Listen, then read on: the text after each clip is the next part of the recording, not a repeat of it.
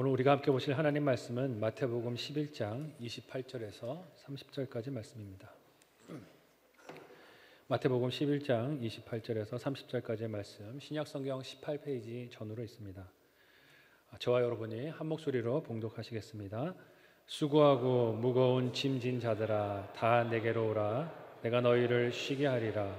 나는 마음이 온유하고 겸손하니 나의 멍에를 메고 내게 배우라. 그리하면 너희 마음이 쉼을 얻으리니 이는 내 멍에는 쉽고 내 짐은 가벼움이라 하시니라. 아멘.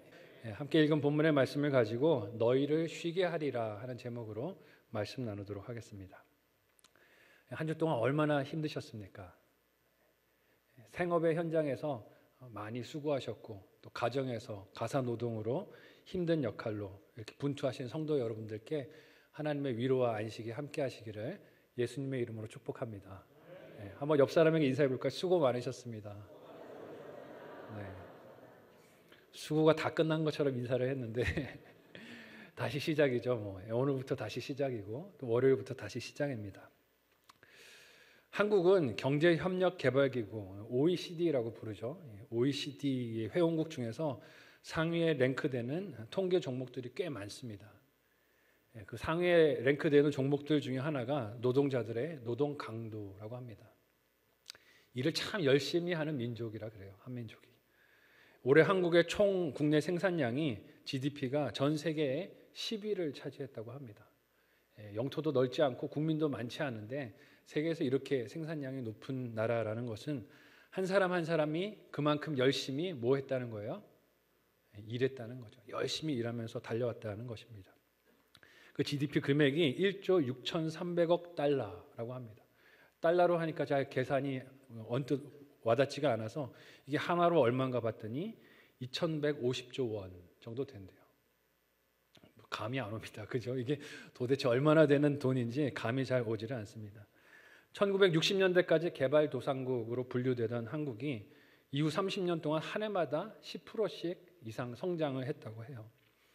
그러니까 그 과정에서 얼마나 많은 사람들이 열심히 땀 흘리고 일을 했을까, 정말 눈물겹게 일을 했을까 하는 생각이 듭니다. 요즘은 주 5일 근무다 혹은 임금 피크제다, 돈보다 삶의 질이 더 중요하다라고 해서 여러분 이런 얘기 들어보셨습니까? 워라밸? 이거 뭔지 아세요? 워라밸?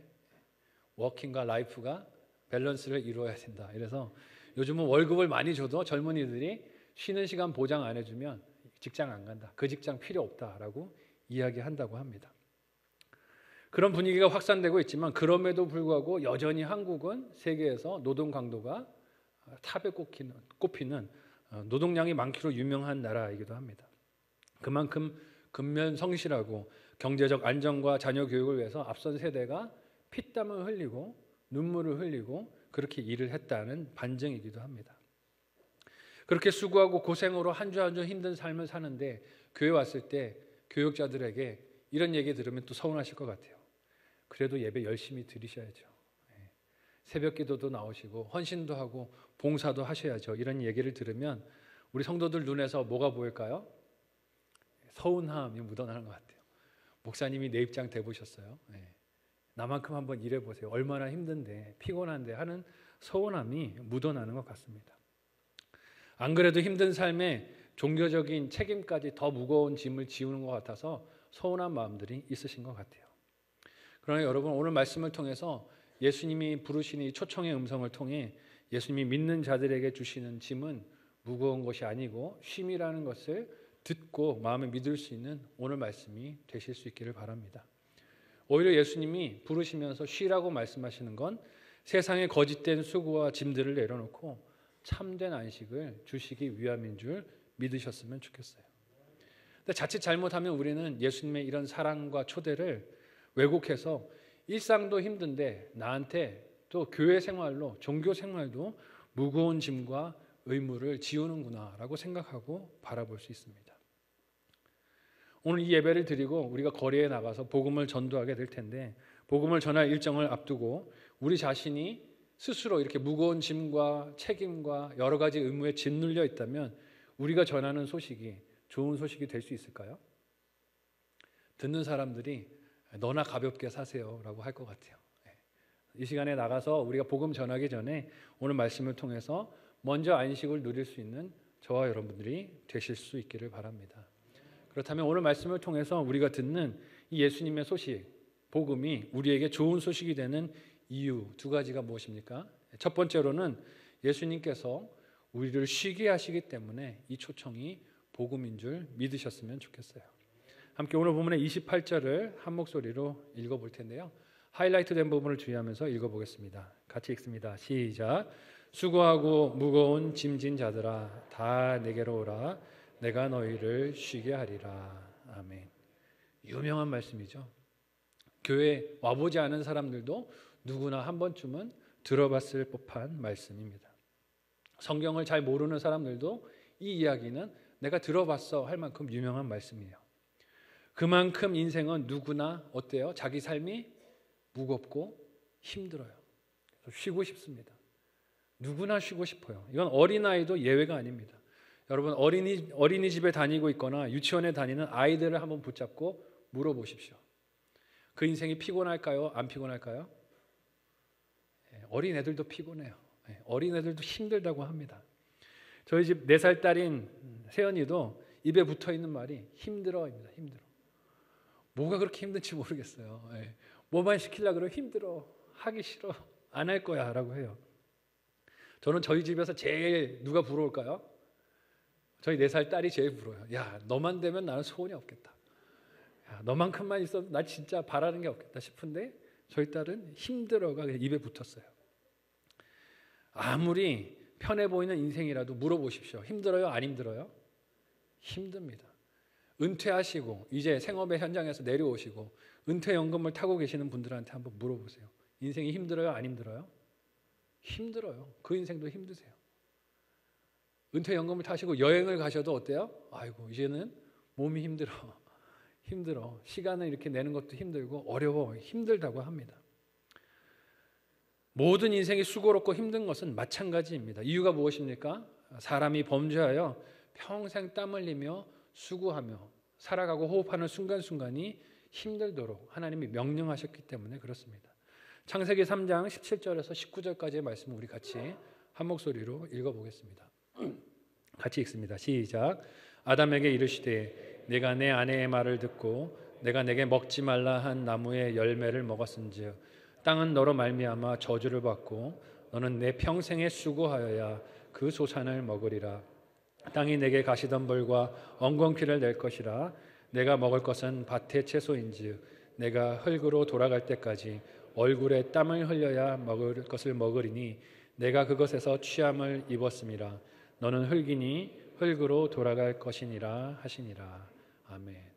얼굴에 뭐를 흘려야 된다고 하세요? 땀을 흘려야 어떻게 한다고요? 먹고 산다고요. 사는 것은 수고일 수밖에 없습니다. 그러나 원래 사람에게 일이란 것은 하나님의 뜻을 이루는 축복이었습니다.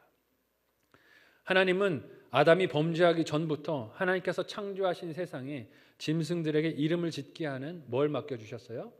일을 맡겨주셨어요. 저주받기 전에 죄 짓기 전에도 사람은 일을 했습니다. 그런데 하나님께 죄를 범하자 그 축복이었던 일이 뭘로 바뀐 거예요? 수고와 저주로 바뀐 것이죠. 즉 괴로움이 되고 고통이 되게 되었습니다. 예수님 당시에 다수의 많은 사람들이 경제적인 어려움을 겪고 있었어요. 그래서 하루 벌어서 하루 먹고 사는 인생이 대다수였습니다. 어려움 속에 살았어요. 근데 그들의 수고와 무거운 짐은 단지 일상의 경제적인 짐만은 아니었어요. 오늘 말씀의 배경이 되는 내용을 살펴보면 예수님 당시에 유대인들이 지고 있었던 짐은 생활의 짐뿐만이 아니라 종교적인 의무와 요구도 한참 그들의 어깨에 많이 지워져 있던 것을 봅니다. 왜냐하면 당시 종교 지도자인 바리새인과 서기관들이 수많은 율법주의들을 가지고 의무들을 가지고 요구하고 이것들을 다 지켜야 구원을 받는다라고 많은 사람들에게 강요했기 때문입니다. 마태복음 23장 2절에서 7절까지 본문에 그 내용이 좀 등장하는데요. 좀 길지만 하이라이트된 부분을 주의하면서 우리 한 목소리로 읽어보겠습니다. 같이 읽습니다. 시작. 서기관들과 바리새인들이 모세의 자리에 앉았으니 그러므로 무엇이든지 그들이 말하는 바는 행하고 지키되 그들이 하는 행위는 본받지 말라. 그들은 말만 하고 행하지 아니하며 또 무거운 짐을 묶어 사람의 어깨에 지우되 자기는 이것을 한 손가락으로도 움직이려 하지 아니하며 그들의 모든 행위를 사람에게 보이고자 하나니 곧 그 경문띠를 넓게 하며 옷수를 길게 하고 잔치의 윗자리와 회당의 높은 자리와 시장에서 문안받는 것과 사람에게 랍비라 칭함을 받는 것을 좋아하느니라. 아멘. 읽은 본문에서 유대인들이 어깨에 지워지게 된 그들의 어깨에 실려진 짐의 무게가 느껴지십니까?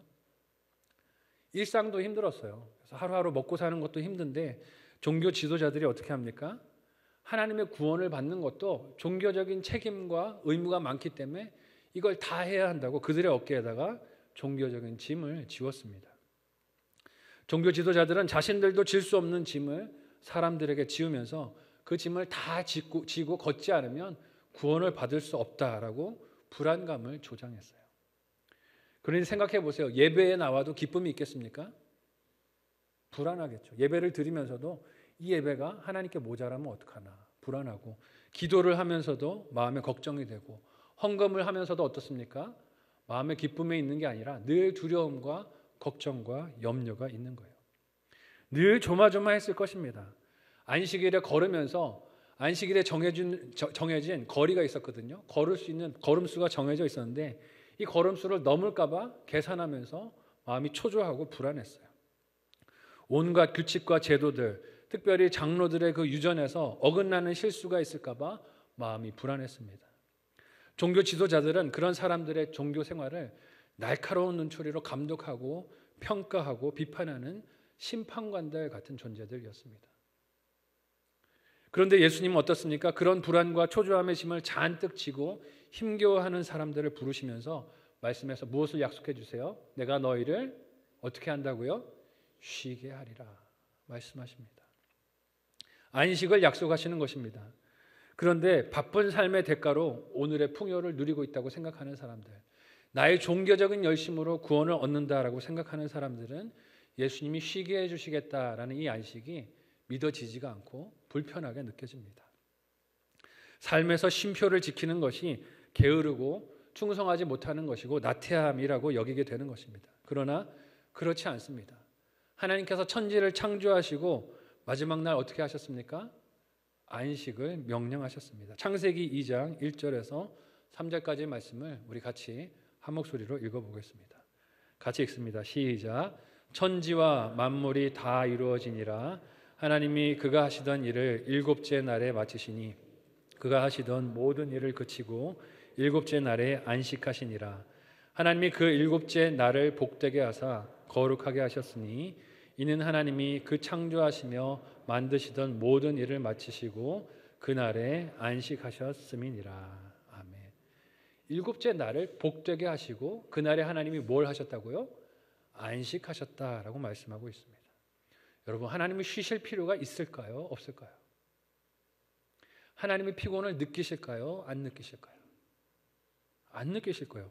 피곤을 느끼시지, 육체가 아니니까 피곤을 느끼시지 않는 하나님께서 왜 이 날을 복되게 하시고 일곱째 날을 복되게 하시고 이 날을 쉬셨을까요? 누구 때문입니까? 저와 여러분 때문인 줄 믿으시기를 바랍니다. 일곱째 날에 안식하고 하나님 앞에 나와 예배하고 하나님 안에서 평강을 누리라고, 너희 생명과 일상은 내가 지켜주는 것임을 잊지 말라고 하나님이 이날 안식하라고 리듬을 만들어 주셨습니다. 근데 사람은 어떻습니까? 이 하나님이 만들어 주신 리듬을 욕심으로 깨려고 합니다. 그날 일해야 먹고 살 것 같아요. 그날 일하지 않으면 죽을 것 같은 불안함이 있습니다. 쉼에 대해 죄의식을 갖게 하고 사람을 기계처럼 여기게 만듭니다. 여러분, 이 시대에 수많은 젊은이들이 그렇게 생업 현장에서 기계 취급을 당하고 있는 안타까운 모습을 봅니다. 그러다가 사고로 다치고 죽고 혹은 다치면 해고되고 쫓겨나 버려지는 것을 우리가 우리 주변 사회에서 보고 있습니다. 끝없이 성장을 강요하고 속도를 강조하고 만드는 상품의 양과 새로움에 환호하는 시대 속에서 많은 영혼들이, 인생들이 쉬지 못하고 하루하루 그렇게 달려갑니다. 그러나 여러분, 이 시대에 우리가 귀를 기울여야 할 하나님의 음성이 무엇입니까? 일주일에 한 번은 어떻게 하라는 거예요? 하나님 앞에 나와서 쉬라는 것입니다. 내게로 오라 하신 주님의 말씀을 따라 나와서 쉬는 적용을 하는 저와 여러분들이 되실 수 있기를 바랍니다. 그것이 예배에 나오는 거예요. 예배에 나와서 하나님 말씀을 듣고 내가 정신없이 달려왔던 삶의 방향을 돌아보고 속도를 점검하고 우리를 부르시는 주님 앞에 순종하는 것입니다. 예수님은 종교 지도자들처럼 우리 인생과 고통에서 멀리 계신 분이 아닌 줄 믿으시기를 바랍니다. 우리 고통을 누구보다 잘 아세요. 우리의 연약함을, 피곤함을 누구보다 잘 아십니다. 종교 지도자들처럼 냉정하고 엄격한 심판관 혹은 감독관이 아니라 인자하며 사랑이 넘치는 목자로 우리를 부르십니다. 그래서 우리의 한계를 아세요. 일주일에 한 번은 주님 앞에 나와서 쉬고 우리의 노동을 멈추고 하나님의 음성에 귀를 기울여야 하는 연약함을 아십니다. 예수님은 부르신 양떼들이 구원의 확신으로부터 출발하여 그들의 믿음 여정을 가도록 인도해 주십니다. 하지만 당시의 종교 지도자들은 어땠습니까? 온갖 종교의 제도들을 가지고 구원이 불안정한 것인 것처럼 의심하고 불안하고 염려하게 만들었습니다. 우리를 안식의 자리로 부르는 분이 예수님이시고 우리의 목자이신 줄 믿으시기를 바랍니다. 오늘 나가서 복음을 증거할 때 이 안식을 알지 못하는 사람들에게 내가 누리는 안식을 전할 수 있는 저와 여러분 모두가 되시기를 사랑하는 예수님의 이름으로 축복합니다. 첫 번째 묵상 적용 질문 드립니다. 한번 생각하시고 적용하고 목장과 가정에서 나눠보시기를 바랍니다. 첫 번째는요. 나의 무거운 짐은 무엇입니까? 나의 무거운 짐은 무엇입니까? 나의 예배는 쉼입니까? 일입니까? 한번 생각해 보시죠. 나의 예배는 쉼입니까? 일입니까? 두 번째 질문은요. 오라고 부르시는 예수님께 순종합니까? 오라고 부르시는 예수님께 순종합니까? 구체적인 순종이 무엇이 될까요? 한번 생각하시고 또 적용으로 나눠보시기를 바랍니다. 두 번째로 예수님이 우리에게 좋은 소식, 복음인 이유는 질 수 있는 멍에를 우리에게 지워주시기 때문입니다. 오늘 본문의 29절에서 30절까지의 말씀을 하이라이트 된 부분을 주의하면서 같이 한 목소리로 읽어보겠습니다. 같이 읽습니다. 시작. 나는 마음이 온유하고 겸손하니 나의 멍에를 메고 내게 배우라. 그리하면 너희 마음이 쉼을 얻으리니 이는 내 멍에는 쉽고 내 짐은 가벼움이라 하시니라. 아멘. 저는 어린 시절에는 이 말씀을 그냥 생각 없이 그렇구나 하고 끄덕끄덕 읽었는데요. 오늘은 또 설교 준비를 하면서 좀 읽으니까 사실 28절과 29절, 30절이 잘 매치가 되질 않았어요. 왜냐하면 28절에서는 너희를 쉬게 하시겠다 말씀하신 예수님이 곧 이어주시는 말씀이 무엇입니까? 네, 무엇을 매라고요? 멍에를 매라. 이랬다 저랬다 하시네. 그런 생각이 들더라고요. 쉬라고 하시더니 왜 멍에를 지라고 하실까? 인간의 생각에는 이 쉼이라는 말과 멍에라는 말이 논리적으로 공존할 수 없는 단어로 느껴집니다. 쉼이 어떻게 일과 같이 갈 수 있겠습니까? 멍에가 무엇을 상징합니까? 쉼이 아니라 뭘 상징해요? 일을 상징하잖아요. 멍에를 졌다는 건 뭔가 일하고 있다는 뜻입니다. 근데 인간은 쉼이라는 말을 들으면 어떤 것이 연관되어 떠오릅니까? 대개는 이렇죠. 아무 일도 안 하는 거. 그냥 앉아 있는 거, 가만히 앉아 있는 거, 아니면 가만히 누워서 자는 것. 이게 쉼이지. 일하는 건 어때요? 쉼입니까? 아닙니까? 아니라고 생각을 하잖아요. 저만 그런가요? 쉼은 그냥 아무것도 안 하는 게 쉼이지 뭘 일하면 그건 쉼이 아니지 하는 생각이 듭니다. 그런데 예수님은 쉼을 약속하신 후에 뭘 매라 그러세요? 나의 멍에를 메고 내게 배우라고 하십니다. 멍에가 일과 연관이 되어 있으니까 이게 쉼하고 어떻게 맞아떨어지지 하는 의문이 생깁니다. 근데 여러분, 예수님이 나의 멍에를 지라 하는 그 멍에가 무엇일까요? 그것은 예수님께서 그를 믿는 자들이 지게 될 멍에의 결론을 이미 구원과 승리로 보장하셨다는 약속인 줄 믿으시기를 바랍니다. 예수님이 이미 그 멍에를 지시고 결론이 승리로 끝났다는 거예요. 그래서 그 멍에는 가볍다고요? 무겁다고요? 가볍다는 거예요. 이미 결론이 승리이고 생명이고 영생으로 결론이 나기 때문에 그렇습니다.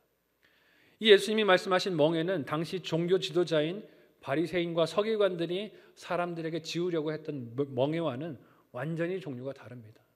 왜 다릅니까?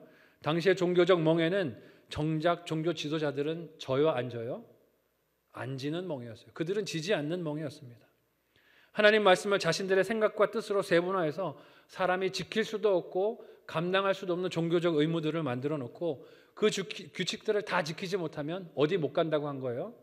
천국 못 간다고 한 거예요. 그러니까 얼마나 무겁겠습니까? 그 종교적인 짐들이 너무 힘들고 괴로웠을 것입니다. 그리고 종교 지도자들은 어떻게 해요? 자신들은 그 규칙을 다 지키는 것처럼 포장을 합니다. 사람들 보기에는 기도도 열심히 길게 하는 것 같고 예배도 자주 많이 드리는 것 같고 많은 봉사와 헌신을 하는 것 같습니다. 하지만 예수님이 늘 말씀하시는 게 뭐예요? 회칠한 무덤이라고 하시죠. 포장지. 사람들이 볼 때는 다 책임을 다하는 것 같지만 실상은 그렇지 않았다는 것입니다. 그런데 사람들은 그런 종교 지도자들의 모습을 보면서 무슨 생각을 했을까요? 좌절했을 거예요. 야, 나는 천국 못 가겠구나. 저만큼 기도도 못하고 저만큼 말씀을 알지도 못하고 저만큼 길게 하나님 앞에 나와서 예배도 못하는데 나는 안 되겠구나. 정죄감과 죄책감과 좌절감에 찌들어 살았을 것입니다. 근데 예수님이 말씀하시는 멍에는 어떻습니까? 나의 멍에라고 하세요. 내 멍에를 지고 나를 따라오라. 이 말은 무슨 뜻입니까? 예수님이 직접 그 멍에를 지셨다는 거예요? 안 지셨다는 거예요? 지셨다는 거예요. 예수님이 그 멍에를 지시고 걸으셨다는 것입니다. 말만 하고 손가락 하나로도 움직이려 하지 않는 종교 지도자들의 멍에와 전혀 다른 종류의 멍에를 예수님이 지셨다는 뜻입니다. 이 멍에가 궁극적으로는 무엇일까요?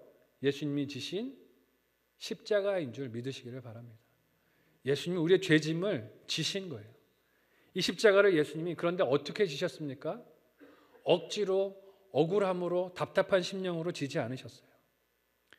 요한복음 17장 13절 말씀을 보면요, 예수님은 제자들을 위해서 기도하시며 이 십자가, 이 나아가는 여정이 기쁨으로 지는 멍에인 것을 고백하십니다. 우리 함께 요한복음 17장 13절 말씀을 하이라이트된 부분을 주의하면서 함께 읽어보겠습니다.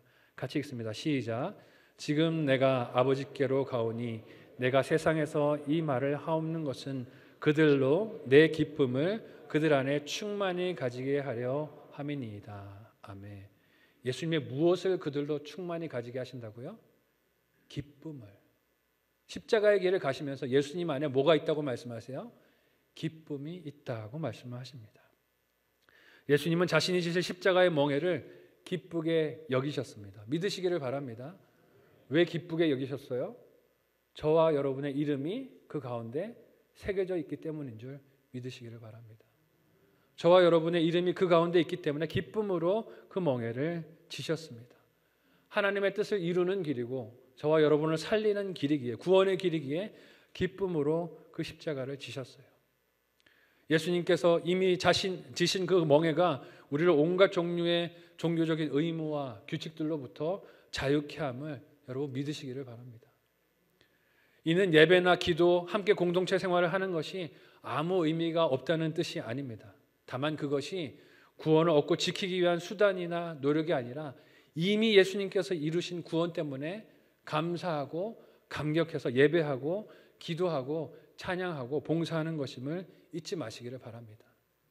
우리의 표현이 되어야 한다는 거예요. 구원하신 하나님의 은혜에 대한 표현이 우리 예배고 기도이고 봉사가 되어야 합니다. 이 말씀을 하실 때 예수님은 스스로에 대해서 나는 마음이 온유하고 겸손하다고 하십니다.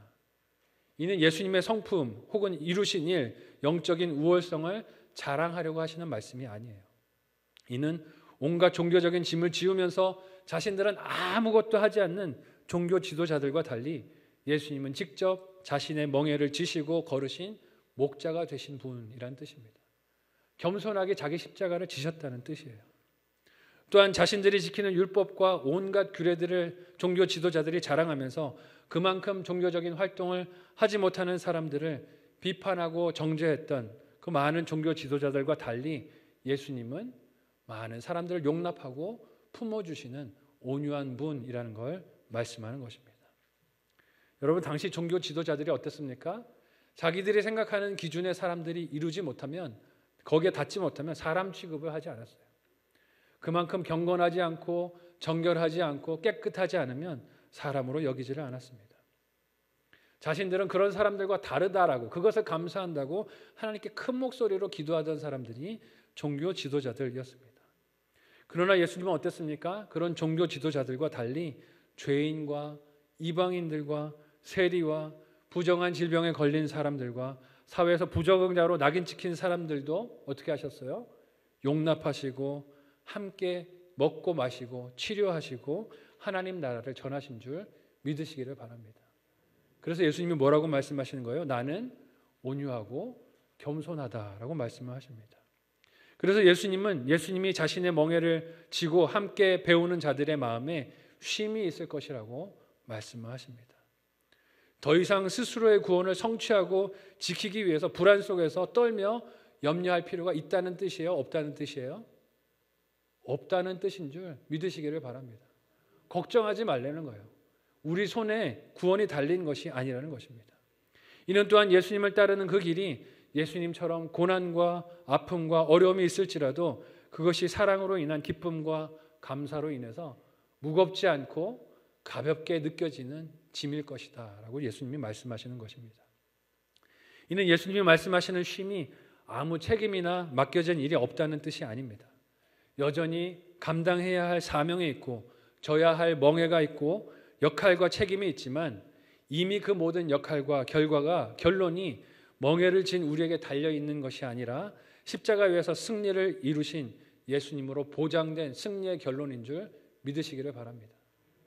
내가 짐을 진다고 그것이 다 내 힘으로 완성되고 성공되는 것이 아니라 예수님이 다 성공하셨기에 우리는 기쁨으로 내 짐을 지고 하루하루 충성하면서 걷는 것입니다.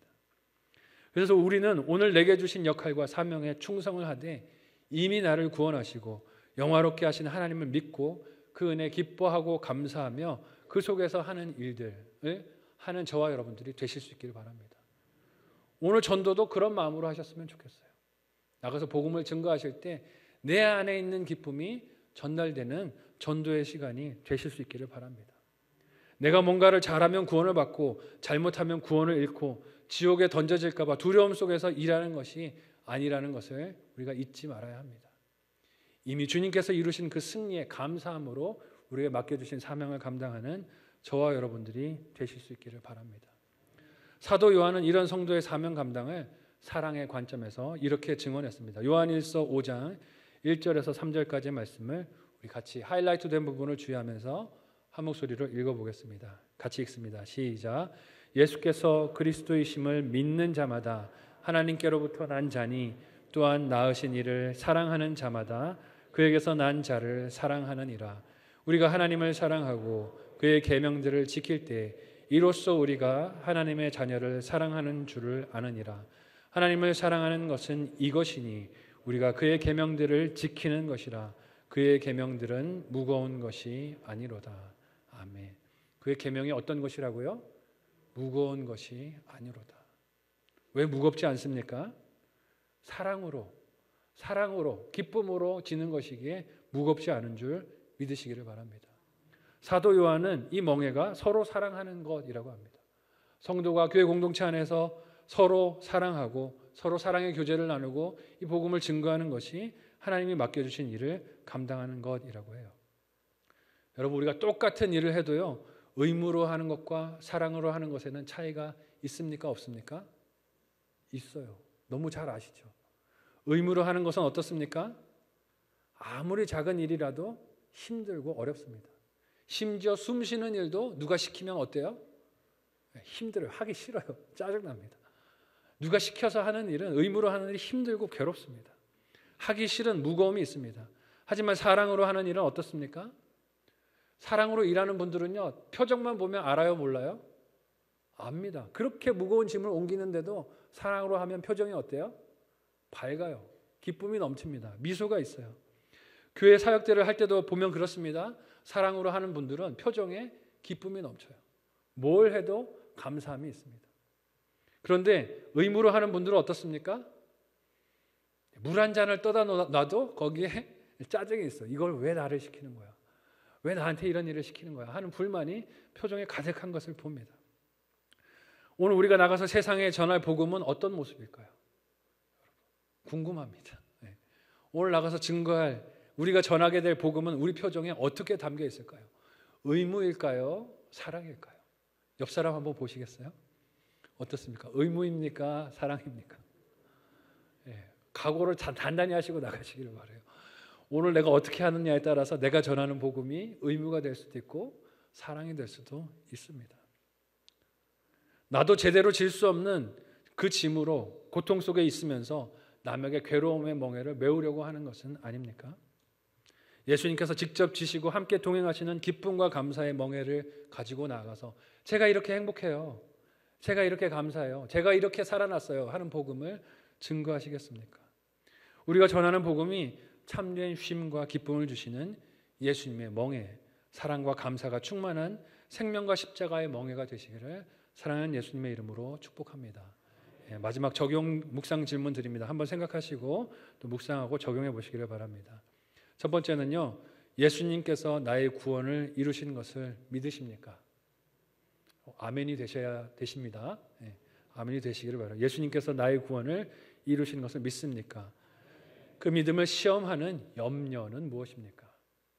그래도 내가 뭔가 해야 될 것 같은데 예수님으로 다 충분하지 않은 건 아닐까 하고 염려하고 걱정하는 시험이 무엇인지 생각하시고 가정에서 목장에서 나누고 회개하시기를 바라고요. 두 번째 질문은 내 신앙생활에 기쁨이 있습니까? 없다면 이유가 무엇입니까? 내 신앙생활에 기쁨이 있는지를 돌아보셨으면 좋겠어요. 내 예배 생활에, 목장 생활에 혹은 교회 헌신과 봉사에 기쁨이 있는가 없는가? 없다면 그 이유가 남 때문인가 나 때문인가를 돌아보시기 바랍니다. 말씀을 정리하려고 합니다. 저희 집 4살 딸이 늘 힘들어를 부르짖는다고 말씀을 드렸어요. 그냥 다 힘들대요. 뭐든 힘든다고 합니다. 이빨 닦는 것도 힘들고요, 샤워하는 것도 힘들대요. 엄마가 주는 밥 먹는 것도 힘들대요. 떡 먹여주는데도 힘들어. 밥 먹는 거 힘들다고 싫다 그래요. 속이 터질 것 같아요. 옆에서 어린이집 가는 것도 힘들고 엄마가 시키는 일은 뭐든지 다 힘들다고 그래요. 그런데 자기가 좋아하는 놀이를 할 때는 어떨까요? 놀이터 나가서 뛰어놀 때 보면 힘든 거 다 거짓말이구나. 어쩜 저렇게 에너지가 넘칠까 싶어요. 어떻게 저렇게 힘들다는 애가 힘이 넘쳐날 수가 있을까 하는 생각이 듭니다. 좋아하는 간식을 먹기 위해서 엄마와 약속한 일을 할 때는 힘이, 에너지가 넘칩니다. 아빠와 땀을 흘리면서 온 집안을 뛰어다니고 놀 때는 힘들다고 했던 말이 다 거짓말 같아요. 그래서 제가 이렇게 얘기해요. 힘들지 않아? 힘들지 않아? 좀 쉬어야 될 것 같은데 아니야. 내 손 잡고 또 뛰러 가야 된다고 시킵니다. 지금 누가 힘든 거예요? 제가 힘든 거예요. 제가 힘들어서 좀 쉬었으면 좋겠는데 제 딸이 쉬어주지를 않습니다. 계속 뛰어다니고 에너지가 넘쳐요. 지금 자신이 빠져있는 그 활동과 일에 기쁨과 사랑이 충만하기 때문에 그 에너지가 넘치는 것을 봅니다. 예수님이 많은 일과 수고로 힘든 짐을 지고 있는 우리에게 오라고 말씀하십니다. 왜 오라고 하십니까? 우리를 사랑하셔서 진정한 쉼을 주시려고 오라고 하시는 줄 믿으시기를 바랍니다. 그 예수님께 나아가면 무엇이 있습니까? 쉼이 있습니다. 예배하는 자리에 나오는 게 사랑이 없을 때 뭐가 됩니까? 의무가 되고 일이 되는데 사랑이 있을 때 이게 뭐가 됩니까? 쉼이 되고 기쁨과 안식이 됩니다. 오늘 우리의 믿음 여정이 이런 안식과 기쁨으로 충만하시기를 바랍니다. 그래야 우리가 나가서 복음을 증거할 때 뭐가 비춰집니까? 우리 안에 있는 이 안식과 기쁨, 사랑이 증거될 수 있습니다. 오늘 우리가 복음을 들고 나가서 안식이 없는 많은 영혼들을 만나게 될 텐데 그들에게 우리 안에 있는 이 안식, 우리 안에 있는 이 기쁨, 우리 안에 있는 이 사랑이 전달될 수 있기를 사랑하는 예수님의 이름으로 간절히 축복합니다. 아멘. 함께 기도하겠습니다. 오늘 말씀을 기억하시면서 함께 기도할 때 주님 안에 안식하게 하여 주시고 때로 쉬지 못하고 전전긍긍하며 일하느라고 분주하였던 나의 모습을 회개하오니 용서하여 주시고 참된 안식을 누리고 전하는 오늘 하루 우리의 삶이 되게 도와주옵소서. 합심하여 함께 기도하겠습니다.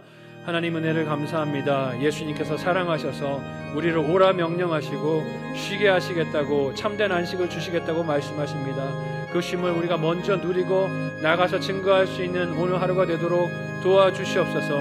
하나님, 우리가 믿음으로 일하고 믿음으로 감사함으로 섬기게 하여 주시고 사랑으로 일하게 하여 주셔서 우리가 주님을 위하여 나와서 또한 예배하고 섬기고 행하는 모든 일들이 감사의 멍에가 될 수 있게 하여 주시고 사랑의 멍에가 되도록 인도하여 주옵소서. 주님을 알지 못하는 수고하고 무거운 짐진 심령들에게 안식이 없는 영혼들에게 이 안식을 전하고 복음을 증거하는 우리가 될 수 있도록 도와주셔서 이 복음 앞으로 한 영혼이라도 돌아오는 귀한 사명 감당하는 오늘 하루가 되게 도와주시옵소서. 감사하며 예수님의 이름으로 간절히 기도하옵나이다. 아멘. 하나님 은혜를 감사합니다. 쉼없이 달리며 초조하고 전전긍긍하는 우리를 불쌍히 여기시고 내게서 와서 쉬라고 말씀하시는 주님의 음성에 우리가 귀 기울이며 순종하기를 원합니다. 주님 앞에 나와 안식하는 그 일에, 말씀을 듣고 예배하고 주님 뜻대로 사는 일에 우리가 집중하며 순종하게 하여 주시고, 그래서 우리가 살아가는 삶의 현장이 기쁨으로 충만하도록 도와주시옵소서. 주님 지신 가벼운 그 멍에를 우리가 기쁨으로 쥐게 하여 주시고, 이 쉼을 또 이 즐거움을 감사를 알지 못하는 영혼들에게 이 행복함을 전할 수 있는 우리가 될 수 있도록, 오늘 하루가 될 수 있도록 인도하여 주시옵소서. 이 시간에 감사하며 믿음으로 예물 드리오니 기쁨으로 연락하여 주옵소서. 예수님의 이름으로 기도하옵나이다. 아멘.